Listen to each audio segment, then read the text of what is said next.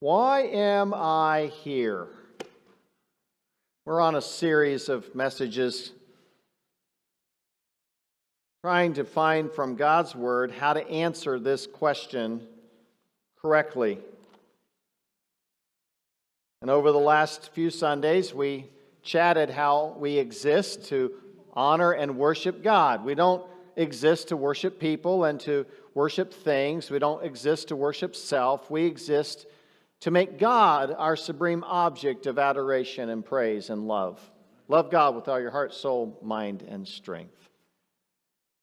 And we exist to love our neighbors as ourselves, to love others as well. Just like we preserve and take care of ourselves, we need to be in it for others to win it, not just ourselves. We exist to love God and love people. But a picture's worth 1,000 words. And some people will pass out a cup of cold water and they'll pass it out in the name of something else totally opposite of why we would pass out a cup of water. And some people are moving people in a direction that's in complete opposite of the power source and strength that we have found that has enabled us to live out this life that God's called us, and that life of purpose and meaning. And so it's important for us to remind ourselves that we also exist to give away what we've been given. And so today I want to zero in on Matthew 28:19, the very first part of verse 19. We'll unpack the rest of 19 and 20 next week and the week following. But as you turn there, I want us to look at the fact that God has called us not just to love God and love people, but to share Jesus with people. To share the reason behind the hope that lies within our lives, that's within us. Be ready to share the hope that is within you so that they can have that same hope. I just want to remind us of some little things that we started talking about last week, is so many times people don't look up for meaning and purpose. And why is that? Why is it that people don't look up? Because it seems like there's this movement right now for people to look within, to look inside themselves for that meaning and purpose, to create their own God of what they think God is, and to create their own version of what they think God thinks we ought to do and not do. And it's all based on my own personal feelings and my own personal reflections.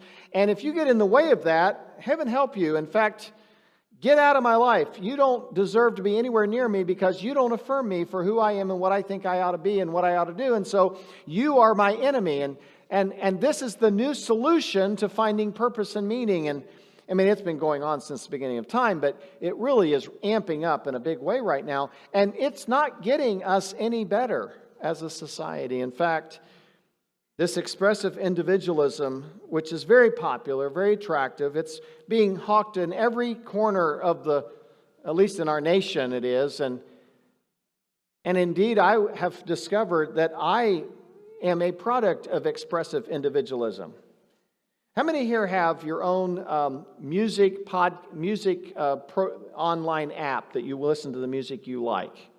Right? Okay, I do. I use Spotify. I'd be happy for them to pay me for that advertisement just then, but I do. And I really like what I like. You know, I like the music I listen to. And I don't have to listen to anything else everybody else likes that I don't like. I can pick out my playlist. And when I find a song I really like, I go Song Radio. And it plays songs like the song I liked of that artist, of other artists. It's so awesome. And it's like, this is perfect. And I get in the car, and my daughter says, hey, can I plug into the Bluetooth? And I go, no. Now, when I was growing up as a kid, I always thought to my parents, because the controls were up front. And I would listen to what they wanted to listen to. And I'd say, when I'm a kid, when I grow up, I'm going to let my kids listen to what they want to listen to. I was lying. And I listen to what I want to listen to. Well, now, in order to, and so now we listen. I do acquiesce occasionally. I'm going to be spending 4 hours taking my daughter to Detroit next Friday, Saturday, and then back on Saturday back to West Lafayette. And I imagine that most of that time will be spent letting her listen to her music, because I want her to understand how her individualism is important too. So, there's things about that we've all kind of adopted. We stream what we want to stream. We don't wait for network TV. We pick what we want to pick to watch. We're not we're not a slave to the man anymore. We can do whatever we want. Some of that's not so bad.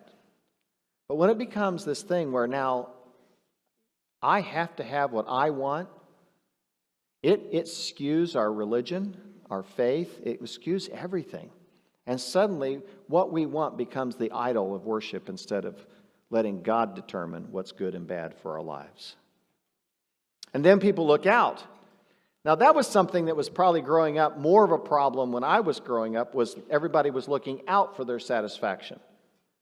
Go get a good job so that you can get a good retirement, so that you don't have to do anything for the last half of your life.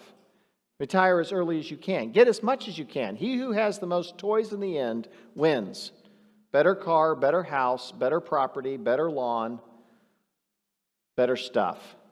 And this stuff is supposed to be what actually makes you happy.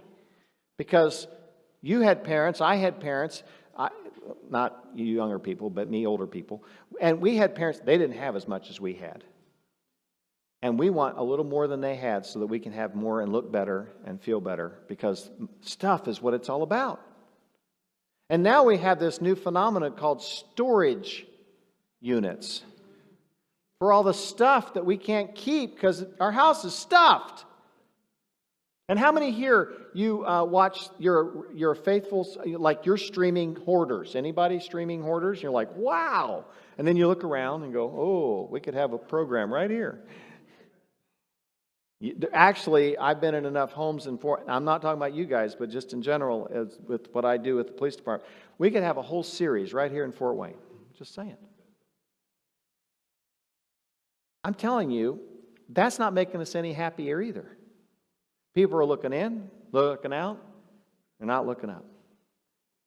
And what I would propose to us this morning is, if those of us that have looked up and found that Jesus is the source, let's give them the source instead of the product. Let's give them the person instead of the product of what the person has done in our lives. In other words, as we start this journey, let me remind us that authentic Christianity starts with demonstrating Mark chapter 12, verses 30 through 31. Love the Lord your God with all your heart, soul, mind, and strength, and love your neighbor as yourself.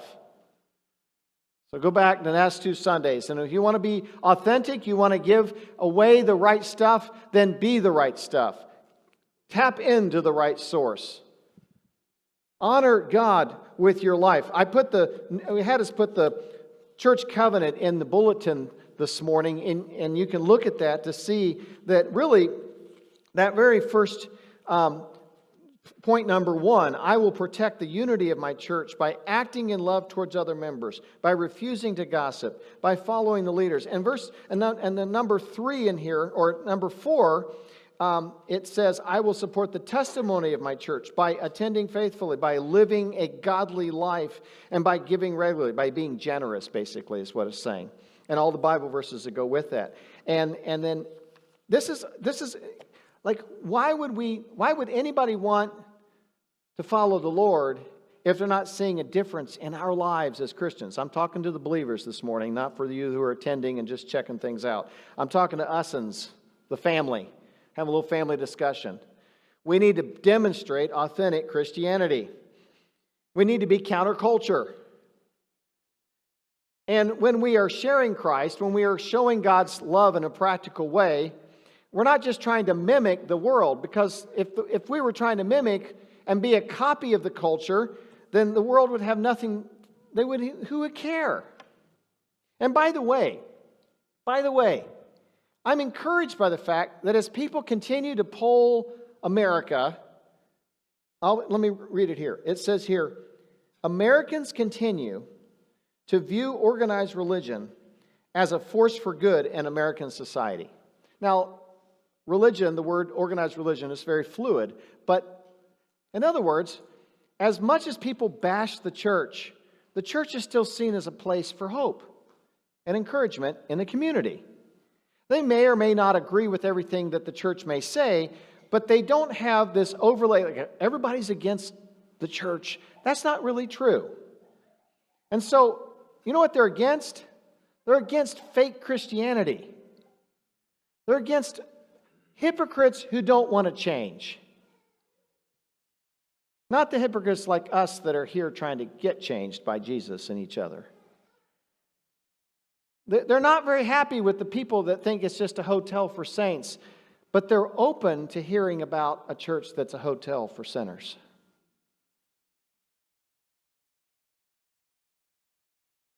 This love your neighbor thing, yeah, we got to figure out how to do that in practical ways. We got to keep doing that. We've explored so many different ways, and some of them have worked and some of them didn't. I remember gone into schools and said, how can we volunteer? But then we don't really have the people so we didn't have as many people to do that, but we did something. We gave out food during COVID. We've done some practical things. But so how do we really, in a practical way, love our neighbor as ourselves? We try to pray for our community. Encourage the 46805 zip code, and even and whatever neighborhood you're living in, we want to love on your neighbors and help you do that well. When we speak the truth, and we need to speak the truth, but we do it in a loving and caring way. I was standing talking to a vendor. He was trying to sell something to our church, a product or a service, and he came into our church, completely different faith than Christianity, and we start talking about faith, spiritual things. And he asked me a question. He took him 5 minutes to ask this question. Do you really believe that the only way to heaven is through faith in Jesus Christ? I said, I'm glad you asked that. And the answer is yes. I said, I know not everybody agrees with me, but if I honor the Bible for what it says, the Bible says, Jesus said, I am the way, the truth, and the life. No one comes to the Father except through me. And he says, oh, I had a friend tell me that. So you don't believe that someone who doesn't know Jesus is spiritually saved? Is they're right? Or they're gonna? And I said, well, that's what the Bible says. Let's talk about it more. And we were still friends after that very tough conversation. Because I didn't say, yeah, you're going to hell, bye. I said, yeah, you're a heathen. Turn or burn. I didn't jump on him. I didn't bash him. You're sitting there going, really? That came out of your mouth this morning? What's that all about? Because I told my kids, brush your teeth. I didn't put the toothbrush on the sink and just hope maybe by somehow they went by the bathroom. Oh, a toothbrush. I ought to brush my teeth. Before they wanted to start dating people. That they would actually figure that out. Throw a bar of soap at somebody. What do I do with this? I don't know. Use it. Go get in the shower. Like, get under the water. Rub your body. You teach normal stuff. This is like normal stuff. Hygiene 101. I tell people, you ought to go to that store. It's a great store. You ought to go to that restaurant. It's a great restaurant. How much more to tell people the truth about what gets you to heaven and about the source of life that changes you forever and tapping into the one who loves you more than anyone else. We demonstrate, in other words, that we exist to love God and love people by the way we act and how we live. So why am I here? Yeah, to be an authentic Christian so that I can live out part 3 today. I exist to share Jesus with people. To tell people who changed our lives.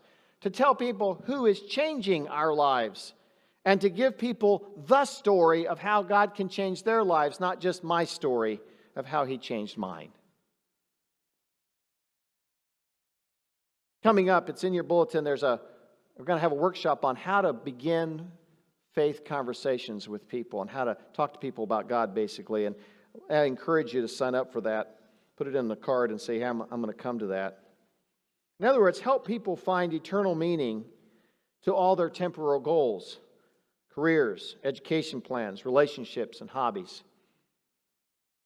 Pursuing things that are good. Being productive, that's enjoyable. Raising a family, great. But have you given them the Lord? Have you given them the source of strength and power? I was going through pictures yesterday at my mom and dad's house, and I said, well, who are these people? And this is like 2 generations past. Oh, that's so-and-so and so-and-so. Okay, well, I'm glad that's on the back of the car. I wouldn't know who they were. And my kids are probably not going to know who they are at all, because I'll tell them half of what my dad said, and he heard half of what his parents told him about these people in the picture, and then so forth. And like 4 generations past, do you know who your great-great-great-grandpa was? Unless you're named after him. Okay. How many of you know their favorite ice cream flavor? How many, did they have ice cream back then? No. How many of you know what they enjoyed and didn't enjoy? How many of you know? We don't know much of anything about generations 2 or 3 past, except for habits and beliefs that have been passed down to us that we now have, if God blessed you with the ability to have connection with previous generations. And so really, what I give to the next generation and the next and the next and the next is not what I think about the world, but how to live for the one who made the world. And that's what will have lasting value. Because all of our self-made idols of worship are hollow, destructive, greedy. They take instead of give. They do not give lasting satisfaction. We exist as a church, we exist as human beings for people who do not yet know about the source of life that we found. Matthew 28:19. Let's read that together.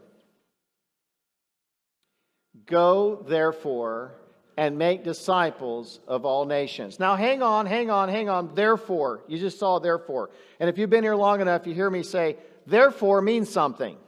If you're an English major, you know that when you say the word therefore in the paragraph, it's the previous paragraph or previous sentence that you have to think about. Well, why therefore?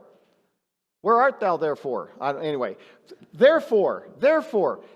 Go back to verse 18. You're in your Bible there. It says, all authority. Jesus came near them and said, all authority has been given to me in heaven and on earth. Now, in case you didn't get that, let's read that again. All authority, not some, not a little bit, not just this kind now, not just on earth, but in heaven and on earth. Jesus said, I got the power. I got it. All of it. I'm in charge. Every bit of it. I'm the King of Kings. I'm the Lord of Lords. I have all authority. And here's what I want you to do with it. Go. I'm commanding you. Go. As our chief commander, He is commanding us to go and make disciples of all nations. I have everything under my control. And so for those of you that are trusting me and honoring me and following me, go. So number 1, I exist to go. Trusting Christ is a faith-forward movement. We go because someone else came to us. So He's talking to a couple of hundred people who are getting ready to watch Him ascend into heaven, and then the angel says, He's going to come back just like He left. Get out of here and go do what He said to do. I'm paraphrasing. Y'all just don't build a church here and kumbaya and holy corner and holy huddle no more. You go. Go. And when the church was cloistering and huddling up, and I'm just kind of thinking through in the book of Acts, they talk about the church, and they weren't really going to all the nations. And a persecution rose up, and they had to leave Jerusalem. And what did they do when they left Jerusalem?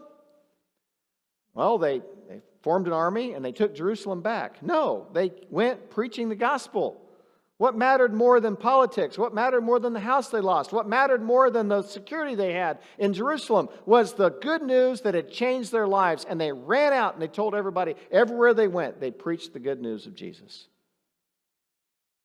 I exist to go and share this good news with other people.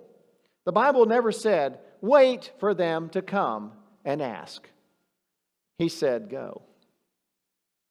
He told us to go. And that's why we've invested resources in our church. It's not about this building. It's about it becoming a tool for us to mobilize more people to go, locally and globally. We gather in order to scatter. There's some churches that will say on the doors of their churches as they leave, and maybe we ought to put that on there, I don't know, they have a parking lot sign that says, you are now entering the mission field. You're now entering where God told us to go.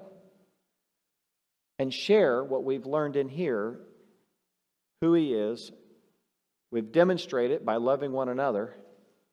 And then we go and give away what was given to us, to others. We go. And we exist, number 2, to help people trust Jesus. It says here, go, therefore, and make disciples. Make disciples. In other words, help people get under the discipline and the authority of Jesus Christ themselves. We do that by example. We help them see it by being a good disciple. Love God, love people.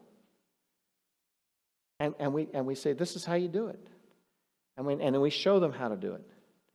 And we help them find their way of doing it in the principles of God. We exist to help people trust and follow Jesus. We do that by showing up for worship together. We go to connection groups and we hang out with one another and we have conversations with one another.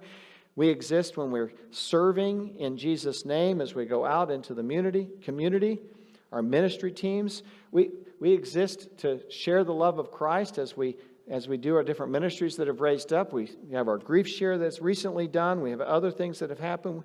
We have a care team. We're just letting people... And then in our own private ways, we just say, this is how we're living for God, and join us as we're moving forward to live for God and follow Christ and be the disciple of Jesus Christ that He would want us to become. It just helps, and when we help somebody else trust Jesus, it helps us trust Jesus. So there's a side benefit here. So this is my ulterior motive. Go share Jesus because you'll be better for Jesus. Because you cannot pour into people what you don't have. And when you pour out and you go, man, that feels kind of empty. Oh, I need to have more of the Lord in my life. I need to spend more time thinking about what it means to honor God with my family. If I'm helping other families, I need to help my family.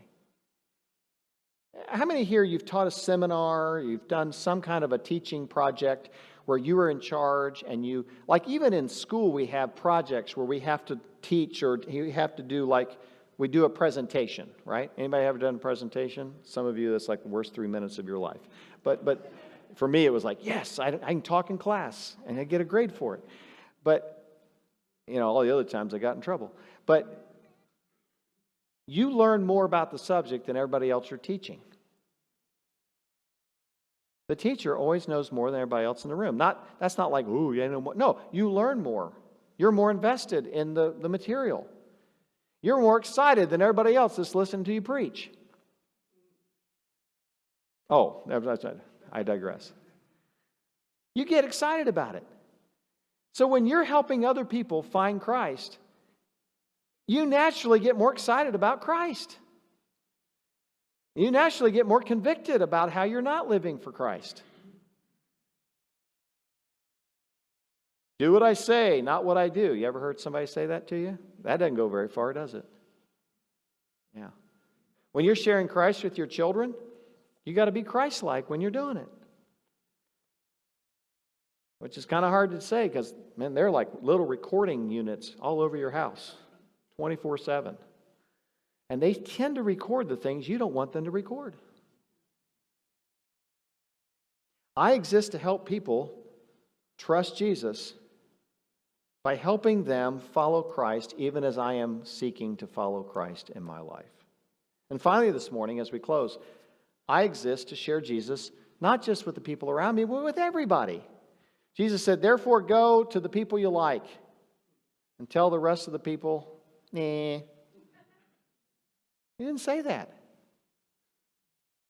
He said, go to everyone.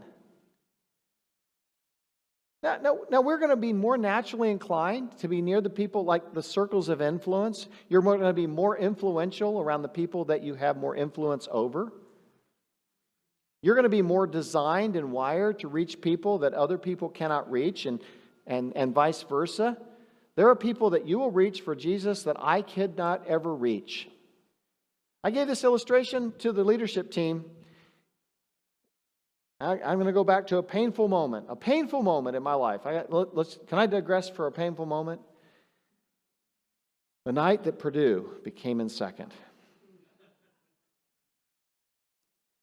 Now, for my Indiana fans who keep pointing out that we don't yet have a banner, how many astronauts do you have? Okay, anyway. We're shooting for the moon. You just want banners. Anyway. Oh, that was so wrong. Why did Purdue lose? They were the lesser team probably. UConn had it all. But what did UConn do to beat Purdue? Because they let Edey play his heart out.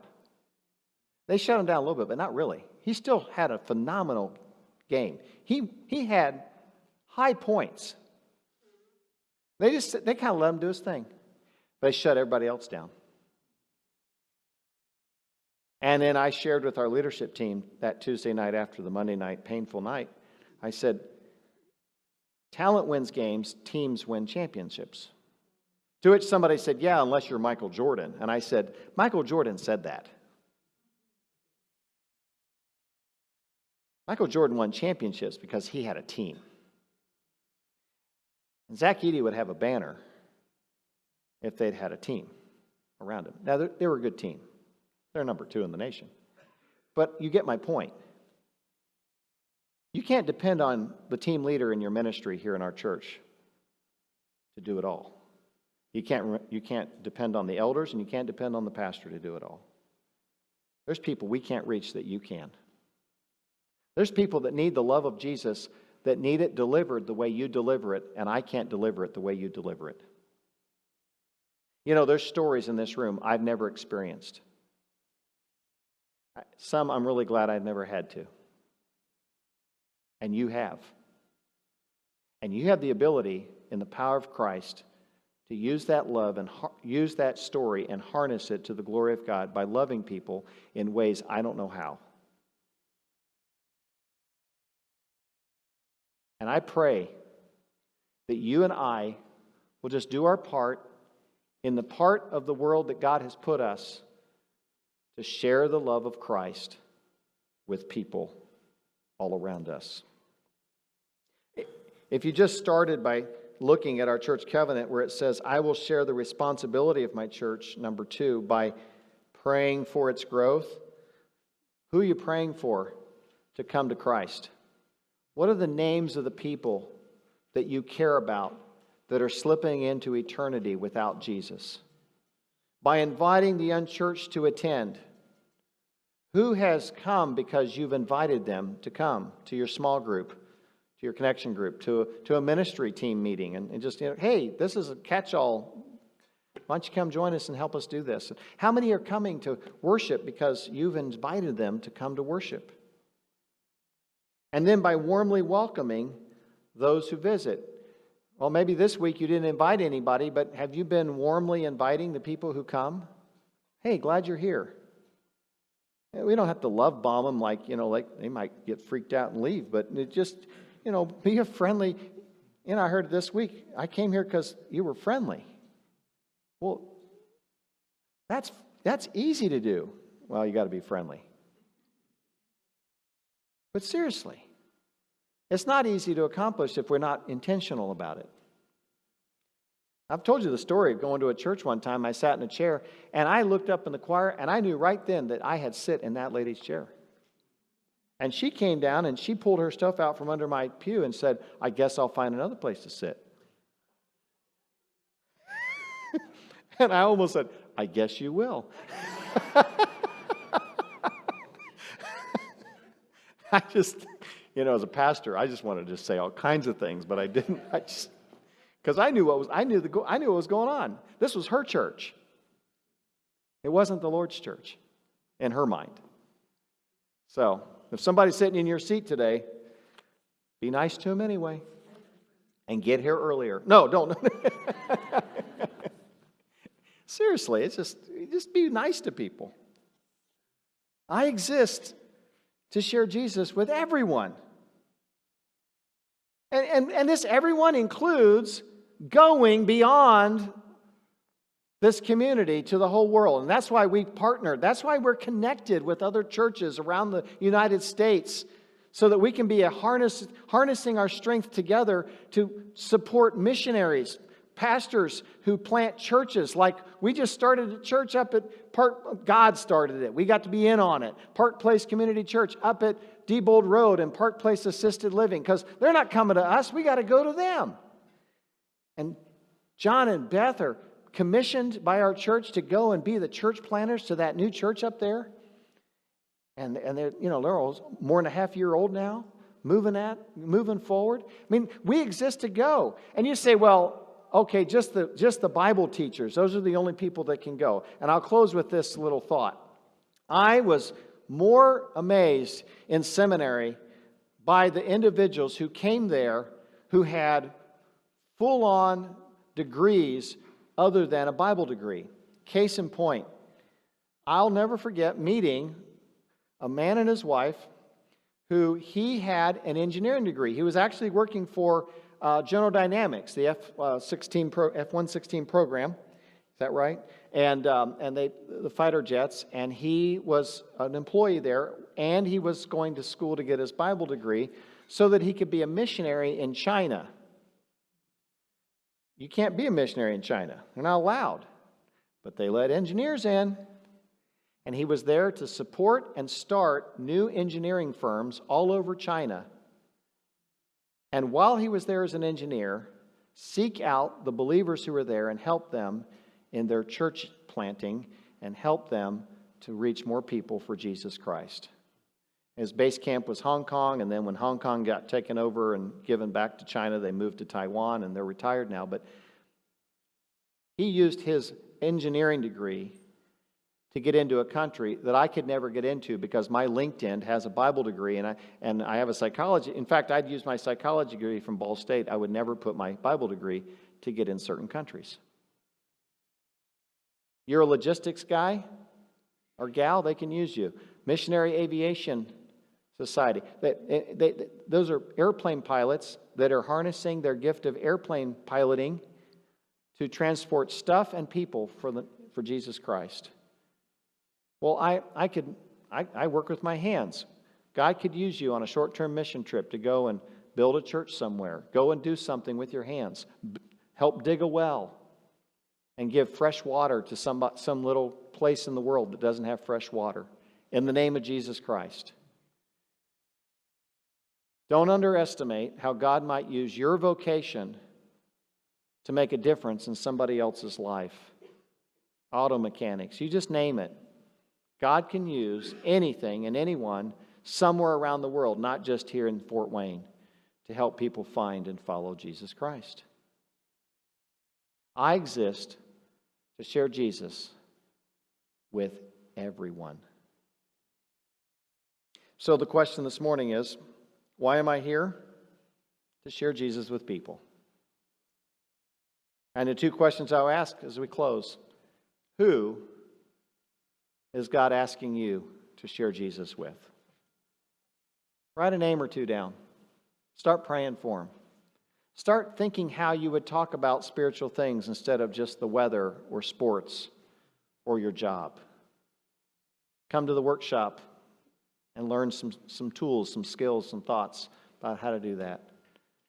But we really won't care about sharing Jesus with people until we start caring about people. Who in your circle needs Jesus? Starts with your family. It goes out to usually your coworkers or your next family in line. The people you're hanging out with at the stores or at the restaurants. The people you know. Do you know for certain that all the people that you've related to this last week in a significant way, do you know for certain that they are going to heaven? Are you praying for them? Are you looking for opportunities to help them find Christ? And then the last thing we ask is where? I am actually enrolled in a seminary that their mantra is go until God tells you not to. Just go. And go might be to the ends of the earth. Go. And in some ways, I would say as a church, we expect all our members to go somewhere. And sometimes that's to the detriment of us in a sense of we lose good people because they're going. But you know what I've discovered? God keeps bringing more people to us. The more we give away, God gives back. The more we give out, the more God gives in. And the more I try to hold on to, that's all I get. And so I'm looking forward to seeing how God's going to use this message to stir your heart and my heart to go and make disciples of all nations. Let's stand. Let's use that card to respond for a prayer request or to enroll in something, to do something forward in order to do what God's asked us to do this morning as we exist to share and give away the love of Christ with other people.